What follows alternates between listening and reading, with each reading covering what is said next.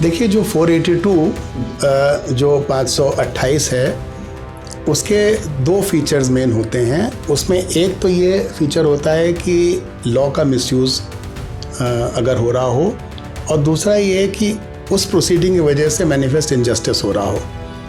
और ये सब व्यवस्था इसलिए है कि to secure the ends of justice. तो इसमें दो स्टेजेस होती हैं। थोड़ा प्रोसीजर जो हाई कोर्ट से हाई कोर्ट में अंतर रखता है।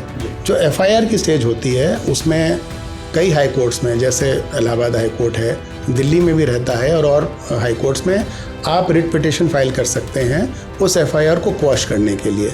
और आप बातें वही उसमें लिखेंगे जहाँ पर इम्प्रॉबेबल होगा, या तो जो उसमें एलिगेशंस कहे गए हैं, या डिले, या सिविल नेचर, या जो भी, वो आप रिट पिटिशन के माध्यम से कह सकते हैं। दिल्ली में अगर दिल्ली हाई कोर्ट की बात करी जाए तो ये जो रिट पिटिशन है ये रेड विथ 482 होती है। 482 का पर्पज़ इतना है कि जो लीगल प्रोसेस है उसका मिसयूज़ नहीं होना चाहिए। दूसरी स्टेज तब आती है जब अगर आपने एफआईआर को चैलेंज करा और किसी भी वजह से वो क्वॉश नहीं हुई। फिर एक स्टेज आती है इन्वेस्टिगेशन के बाद चार्जशीट की।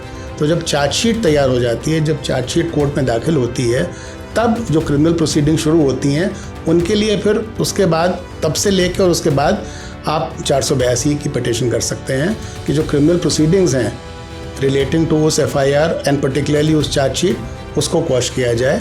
और किस रीज़न से, क्योंकि तब तक इन्वेस्टिगेशन में आपका साक्ष्य एविडेंस भी आ गया होता है।